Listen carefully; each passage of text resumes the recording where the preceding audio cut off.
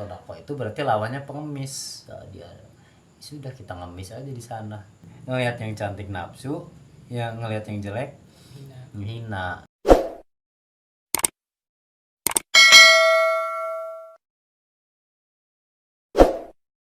A'udzubillahi minasyaitonirrajim. Bismillahirrahmanirrahim.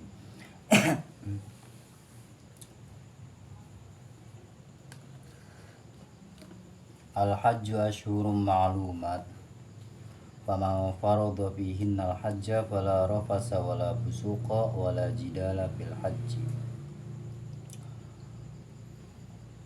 Al-hajju asyhurum ma'lumat, haji yaitu waktunya haji. Asyhurum ma'lumatun itu adalah bulan-bulan yang sudah diketahui, ya, sudah diketahui bersama gitu itu. Bulan-bulannya apa? Bulan-bulan haji itu Syawal, Dzulqa'dah dan Dzulqa'dah, wa asyru layalin min Dzulhijjah, dan 10 malam dari bulan Dzulhijjah. Wakila ada juga yang mengatakan kulau semuanya. Jadi musim haji itu dari Syawal ya.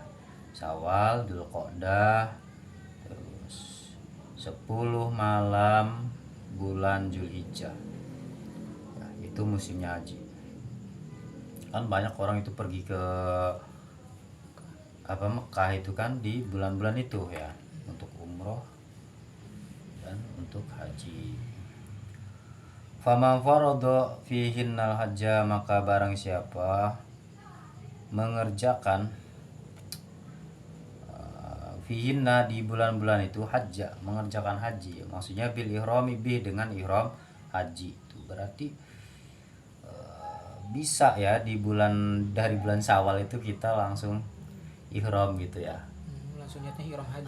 Bisa, udah di Mekah itu. Syawal, Dzulqa'dah, tapi berarti ibadahnya panjang banget kan. Ini orang yang benar-benar niat ibadah yang kayak begini. Wala rofasa, maka kalau ya orang yang sudah ihram itu tidak boleh rofas. Kalau maksudnya rofas itu melakukan jima. Ya. Kalau dia suami istri pergi haji, ya dalam hajinya itu nggak boleh jima. Ya kalau jima dia bayar inilah, bayar dam, rusak hajinya. Wala fusuqo, dan tidak boleh melakukan kefasikan, yaitu maksiat gitu. Ya karena di Mekah itu berbagai macam orang dari berbagai macam negara, berbeda-beda kan, berkumpul jadi satu, laki-laki, perempuan, di sekitar Masjidil Haram. Kan otomatis nih orang Indonesia ngelihat orang Pakistan cantik kan, pasek tuh. Ya kan, ngelihat cewek Pakistan cantik, ngeliat yang cantik nafsu, ya kan, pasek. Ngeliat yang jelek itu amat tuh. Ngeliat yang cantik nafsu, yang ngeliat yang jelek menghina tuh, itu pasek berarti kan. Wah, ini dari Afrika nih kayaknya. Ini Afrika nih. Emang bakatnya bakat maksiat, pergi haji gitu kan, ngeliat orang hitam ngejek, ngeliat orang cantik nafsu. Emang dasar bakatnya maksiat. Wala jidala, dan di dalam haji juga tidak boleh ada jidal. Jidal itu semacam perkelahian atau percekcokan lah, baik cekcok permusuhan lah gitu, baik mulut atau ya dengan fisik gitu ya. Tidak boleh ada perselisihan di dalam haji itu karena niatnya ibadah. Fil haji, di dalam haji. Jadi di dalam haji itu saat sudah ihram tidak boleh rofas, berjima, tidak boleh fasik. Ya, fasik itu melakukan suatu maksiat apalah, ya, wala jidal, dan tidak juga ada boleh permusuhan fil haji, di dalam haji.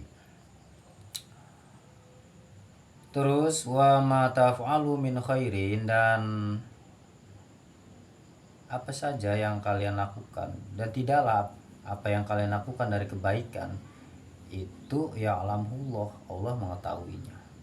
Ya, kalau kamu melakukan kebaikan berupa seperti sodakoh di bulan haji, itu Allah tahu, fayujazikum, dan Allah membalasnya. Begitu juga maksiat, Allah pasti tahu gitu. Ya maksiat di tanah haram dosanya berkali-kali lipat dong. Dan berbuat kebaikan di tanah haram di sana saat ihram, ya kebaikannya juga dibalasnya berkali-kali lipat karena itu tanah yang dihormati, tanah suci. Ya. Makanya para OB di sana itu Masjidil Haram, ya dengar cerita lah, kalau di bulan haji itu dia orang banyak dapat tip dari jamaah haji itu karena mungkin ngaruh dari ayat ini mungkin ya, bahwa sodako di sana itu sangat dianjurkan gitu.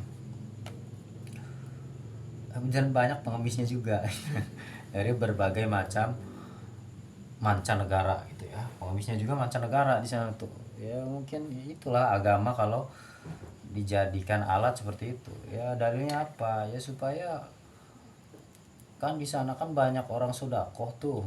Nah, ya udah, sodakoh itu berarti lawannya pengemis. Nah, dia sudah kita ngemis aja di sana tuh.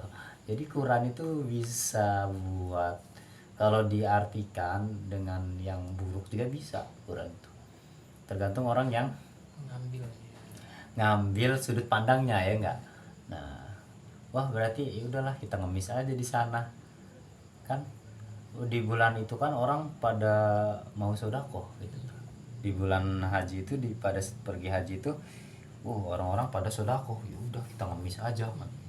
Kalau kita nggak jadi pengemis, nanti mereka sedekah ke siapa? Iya, nah, kan gitu, tergantung Pesannya, ya. sudut pandangnya. Iya. Quran mah ya, ya kamu mau jadi yang memberi apa yang diberi gitu kan. Padahal ya dulu ya khairun min yadis sufla, tangan di atas itu lebih baik daripada tangan di bawah. Nyopet dong tangan di atas. Enggak juga. Tangan di atas itu memberi maksudnya. Iya, saya enggak tangan di bawah, enggak minta, tangannya di atas kok, nyopet. Enggak juga lah, maksudnya tangan di atas itu memberi ya, takut salah paham ini mah.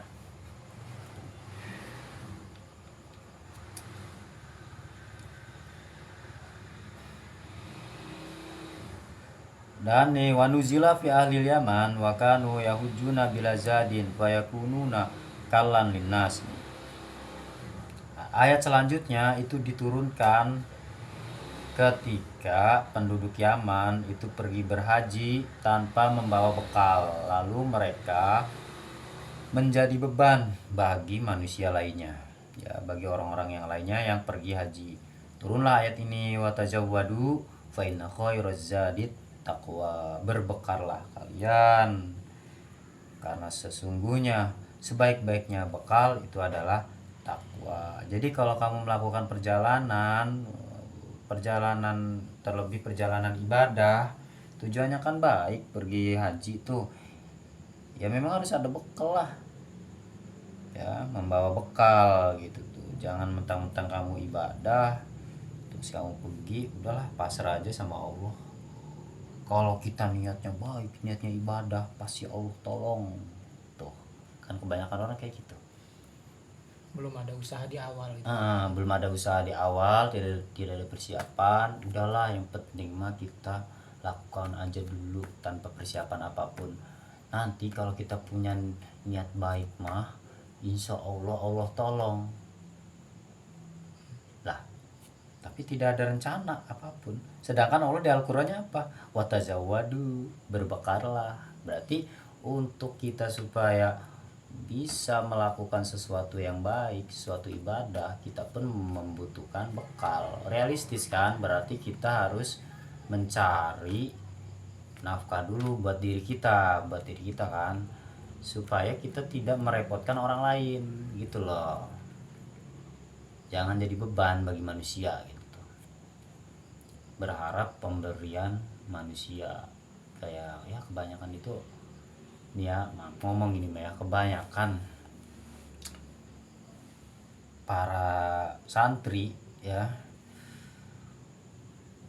yang pemikirannya masih apa ya, kolot gitu, udahlah, yang penting kita mah nggak usah mikirin besok mau gimana, yang penting kita ngaji aja lah gitu. Nggak usah sekolah, nggak usah ngapa-ngapain, udahlah yang penting kita ngaji aja. Terus nanti kalau udah keluar dari pesantren kita amalkan ilmu, insya Allah nanti Allah tolong, masalah rezeki mah Allah yang atur lah. Sesuai nggak sama Al-Quran omongan itu? Enggak. Padahal untuk analoginya ke sini dong kan, ibadah saja pergi haji itu Allah nyuruh kita berbekal, ya sama mengamalkan ilmu agama itu juga kita butuh bekal. Kita harus punya kemampuan untuk bertahan hidup, untuk menunjang dakwah kita, kerja atau memiliki usaha apalah. Nah, jadi supaya kita itu tidak berharap pemberian dari orang lain. Nah, kebanyakan kan begitu. Karena dia tidak punya skill untuk bertahan hidup, ya akhirnya dia itu sejadi-jadinya ngajar mengharapkan pemberian dari orang lain. Beban akhirnya. Jadi beban. Kalau di apa? Game apa? Beban lah. Maunya digendong. NPC. Fainal khairi zadi taqwa, karena sesungguhnya lebih baiknya bekal itu adalah takwa. Apa itu mayat takibi soalan nas? Yaitu takwa di sini maksudnya takut meminta-minta kepada manusia. Kalau dihubungkan sama kalimat sebelumnya, ya takwa itu kan artinya takut, ya takwa dalam arti bahasa kan menjauhi sesuatu yang tidak baik untuk dirinya gitu. Meminta-minta kepada orang lain itu tidak baik, hal yang tidak baik itu dijauhi gitu loh maksudnya. Takut untuk meminta-minta pada manusia, ya berarti kita harus berbekal dong, harus punya modal untuk ibadah. Kalau kamu belum cukup modalnya untuk pergi haji, ya sudah kamu kumpulin dulu duit gitu. Terus wattaquni ya ulil albab, dan takutlah kepadaku wahai orang-orang yang memiliki pemikiran. Takut untuk meminta-minta pada manusia, dan juga takutlah kamu semua kepadaku, kata Allah. Ya nanti karena kamu itu jadi beban manusia kan, mana ya tuh, manusia akhirnya menggerutu kan, ya orang gimana, akhirnya orang itu ibadahnya terganggu orang lain tuh, benar nggak? Orang lain tuh terganggu ibadahnya sama dia itu kan, mungkin orang lain juga bawa bekalnya pas-pasan, terus kita bebani, sedangkan orang lain pun punya keinginan untuk beribadah dengan tenang, ya nggak tuh. Ya hubungannya ke Allah juga nantinya kan. Imbasnya ke ibadah orang lain, ya ibadah kan, ibadah haji kan mah doh hubungannya sama Allah kan, ya berarti ada sebab akibatnya dong, nantinya buruk juga ibadahnya nanti ke Allah kan, benar nggak? Iyalah. Mikir, laisa alaikum junahun nih, tidak ada bagi kalian itu dosa atau larangan antabtagu fadlam mir rabbikum, untuk mencari rizki dari Tuhan kalian dengan berdagang pada saat haji. Misal kita tidak punya bekal untuk pergi haji tuh ya, tapi orang itu punya inisiatif, ya udahlah kalau begitu saya tidak punya bekal yang cukup, saya bawa barang dagangan sambil pergi haji untuk bekal makan saya hasil jualannya itu, untuk menunjang keperluan saya waktu pergi haji. Boleh seperti itu. Tapi tujuan dagang itu bukan tujuan berbisnis, tujuannya itu memang Untuk mencukupi dia, untuk mencukupi kebutuhan dia saat pergi haji. Itu loh. Kalau pergi haji niatnya bisnis ya lain lagi, berarti niatnya bukan ibadah. Ini mah dia berdagang, tapi tujuannya untuk apa? Untuk supaya memenuhi kebutuhan dia saat berhaji, ya boleh seperti itu. Ya begitu, kalau kita ibadah kan begitu juga, untuk memenuhi kebutuhan kita beribadah supaya ibadah kita tenang, ya kita cari duit untuk menunjang ibadah kita. Ya, jadi jangan berharap pemberian orang lain, jangan jadi beban. Noob banget kan itu. Jadi beban orang lain itu. Ya kalau kamu niatnya ibadah, kalau bisa kamu jangan jadi beban orang lain. Wa idza fadum, dan ketika kalian itu bertolak, maksudnya pergi min Arafah, dari Arafah, setelah wukuf, wadkurullah, maka berzikirlah kepada Allah, menyebut nama Allah, ba'dal mabit di Muzdalifah, setelah minap di Muzdalifah. Tuh ya.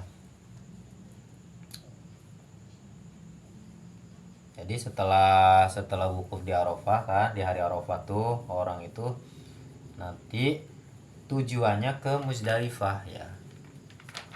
Sudah ke Masjid Muzdalifah. Nah, terus dia pergi kan tuh ke Masy'aril Haram ya. Ke Masy'aril Haram itu di mana? Yaitu nama Jabal fi akhiril Muzdalifah, yaitu gunung di ujung Muzdalifah ya. Ya benar. Jadi ketika maka ketika dia bertolak, ketika kalian bertolak dari Arafah tuh, setelah wukuf, fadhkurullah indal masyaril haram, maka berzikirlah, menyebutlah nama Allah di sisi masyaril haram. Dengan apa zikirnya? Yaitu dengan talbiyah, labbaik Allahumma labbaik, labbaik la syarika laka labbaik, innal hamda wan ni'mata ya, wan ni'mata laka wal mulk la syarika lak, atau tahlil la ilaha illallah, atau doa yang bagus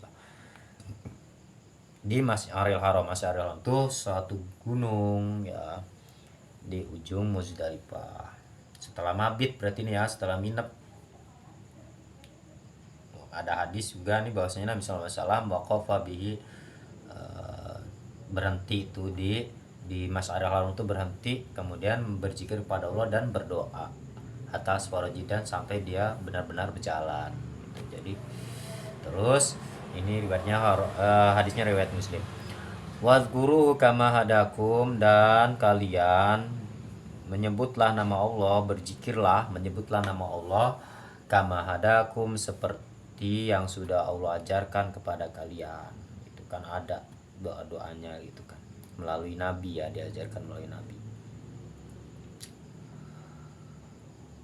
Wa in kuntum min qablihi laminadhdallin, dan sesungguhnya adanya kalian semua itu sebelum adanya petunjuk Allah, laminadhdallin, sungguh orang yang tersesat gitu ya. Jadi sebelum ada petunjuk Allah itu kalian semua itu orang yang tersesat. Jadi di Mekah itu sebelum ada syariat Islam yang ngaco gitu ininya, ibadahnya sambil nyembah patung lah, apalah gitu kan ya. Doanya juga bukan ke Allah, doanya ke patung-patung ya kan.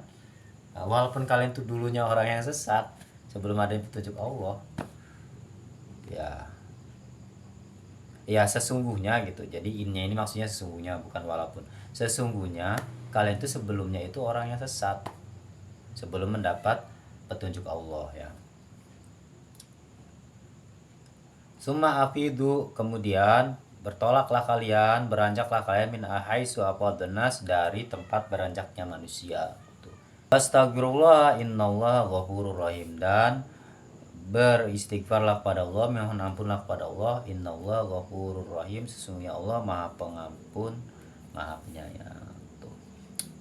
Jadi di tanah haram itu, di Mekah itu banyak-banyak berzikir, intinya kan banyak-banyak memohon ampun kepada Allah, karena itu kesempatan kita ada di sana, di tempat yang baik ya. Di tempat yang baik lakukan hal yang baik-baik seperti sedekah, berzikir, dan jauhi sesuatu hal yang buruk seperti apa, melakukan kefasikan, suatu hal yang buruk ya. Kefasikan itu maksiat ya, dan meninggalkan permusuhan. Jadi Masjidil Haram Mekah itu tanah haram itu tempat ibadah, tempat yang baik, tempat yang terbaik, dan di sana layak kita itu melakukan sesuatu hal yang baik gitu ya. Layaknya begitu, tempat yang baik dilakukan perbuatan yang baik di situ. Cara menghormatinya, lakukanlah sesuatu hal yang baik-baik, mengingat Allah, bersedekah, ya kan.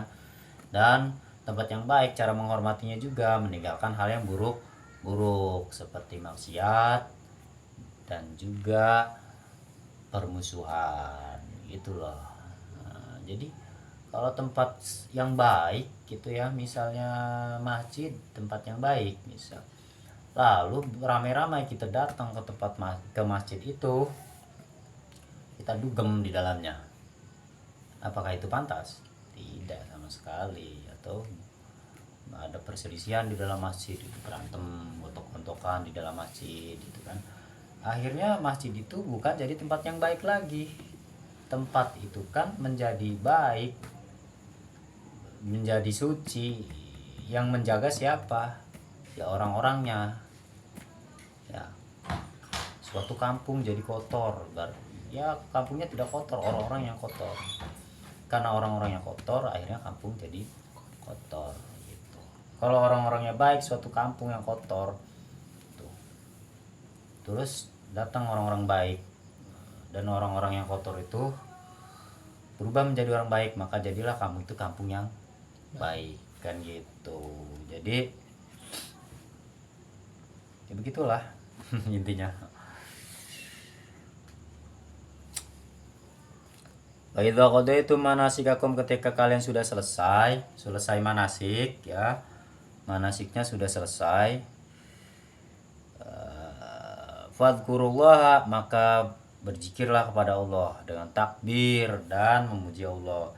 Kadzikrikum abaakum, seperti kalian menyebut-nyebut nama bapak-bapak kalian. Dulu orang itu setelah habis haji, beres haji, itu mereka menyebut nama bapak-bapak mereka, orang-orang jahiliyah itu ya, dengan kebanggaan. Kami keturunan ini, kami keturunan Bani ini, berbangga-bangga gitu.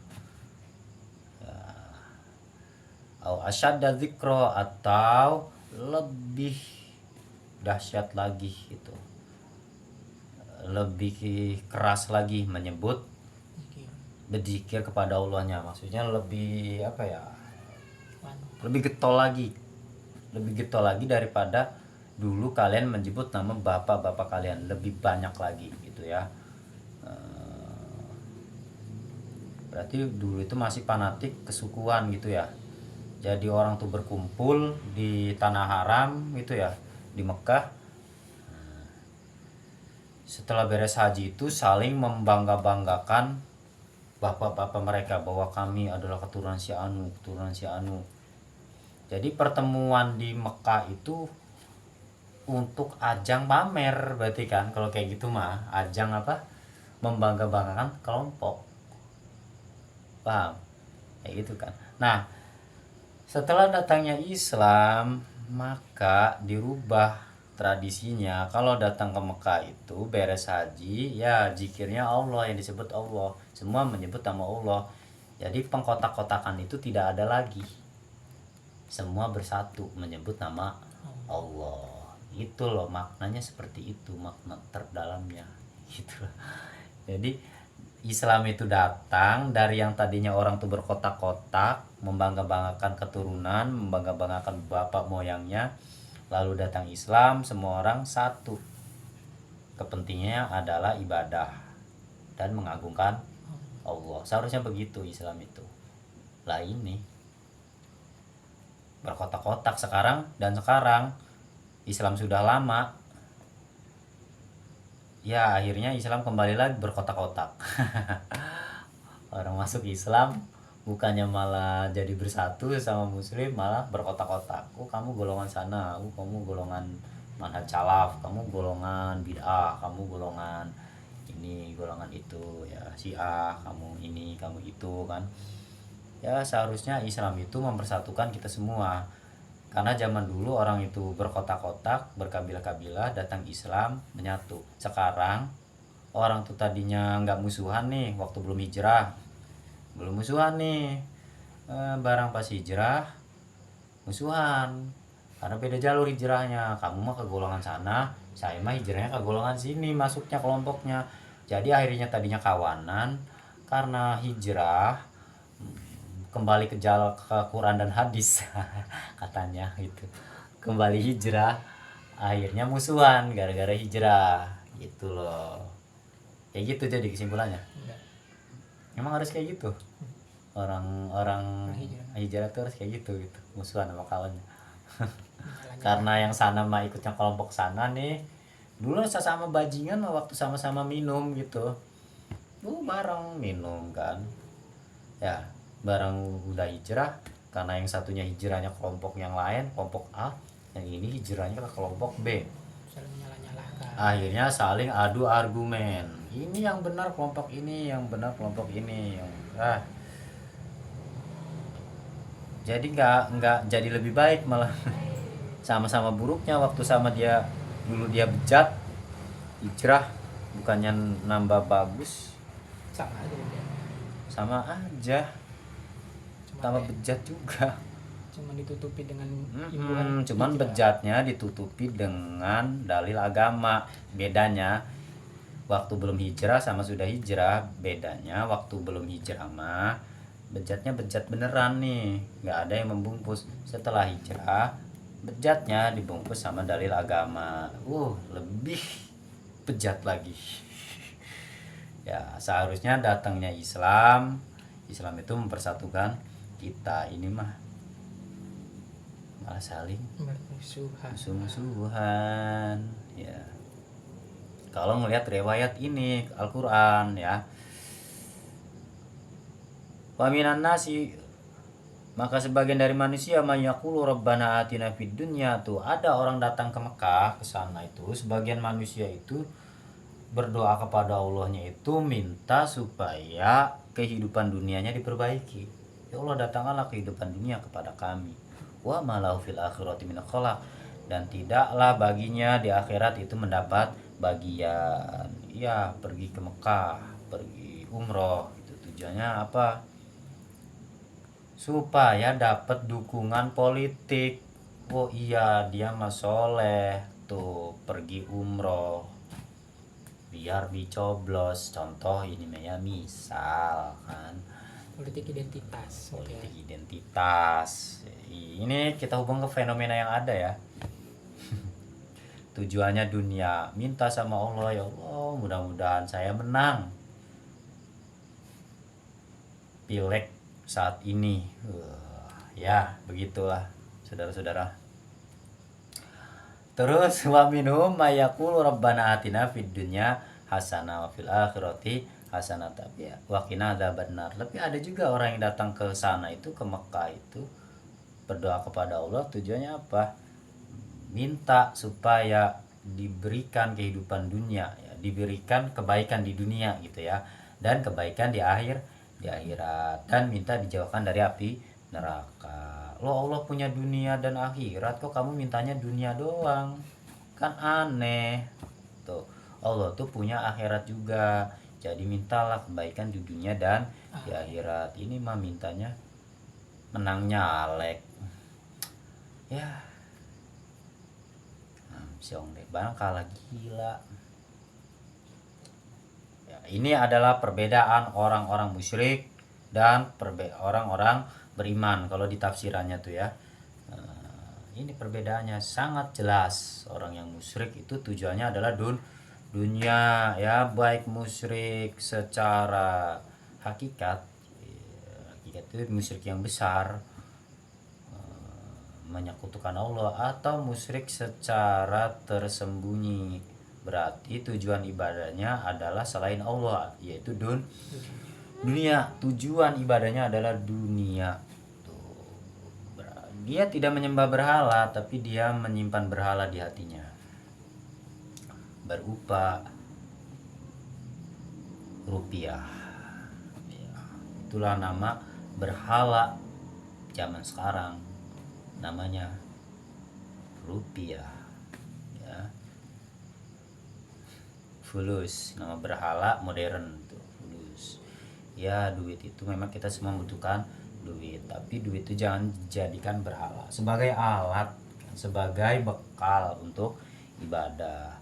Ulaika lahum nasibum mimma kasabu, semuanya itu mendapatkan bagian dari apa yang mereka usahakan. Kalau yang minta dunia ya dapat dunia, kalau yang minta dunia dan akhirat mendapat dunia dan akhirat. Allah sariul hisab, dan Allah itu sangat cepat hisabnya, yaitu kadar setengah hari menghisab manusia dari dari zaman Nabi Adam sampai akhir zaman itu cuma setengah hari. Wadhkurullaha fi ayyamin ma'dudat, dan berzikirlah kepada Allah di hari-hari yang sudah diketahui, yang sudah ditentukan ya, yang sudah terhitung, yaitu hari-hari tasyrik. Faman ta'ajjala fi yaumaini fala isma alaih. Ada tuh barang siapa orang yang cepat-cepat cuman 2 hari gitu tuh ya, nafarnya nafar awal gitu ya, langsung cepat-cepat menyelesaikan manasik gitu, fala isma alaih, maka tidak ada dosa. Cuman 2 hari gitu tuh, sampai 10, 11, 12 ya, sampai tanggal 12 Zulhijjah gitu. Kemudian langsung menyelesaikan manasiknya gitu ya, nggak apa-apa, boleh. Terus ada juga yang waman ta'akhirah, dan yang terakhir sampai habisnya hari tasyrik ibadah gitu tuh ya, itu juga boleh gitu tuh ya. Sesudah beres nginep di mana, di Mina ya, nginep di Mina sampai 3 hari tasyrik itu juga fala isma alaih, maka tidak ada dosa. Terserah kamu milih mana. Limanit taqwa, bagi orang yang bertakwa. Syaratnya memang kamu tuh bertakwa, tidak ada masalah. Kamu pilih ibadah yang mana gitu. Yang salah itu yang tidak bertakwa, tidak ibadah. Ya, ini mah gak cuma gara-gara kunut gak kunut berantem. Nah, gitu ya. Wattaqullaha wa'lamu annakum ilaihi tuhsyarun, dan bertakwalah kepada Allah, dan ketahuilah bahwasanya sesungguhnya kalian itu akan dikembalikan kepada Allah, dikumpulkan di hadapan Allah fil akhirat fayujazikum bi'amalikum, lalu kalian semua itu dibalas amal-amal kalian oleh Allah. Wallahu a'lam bishawab.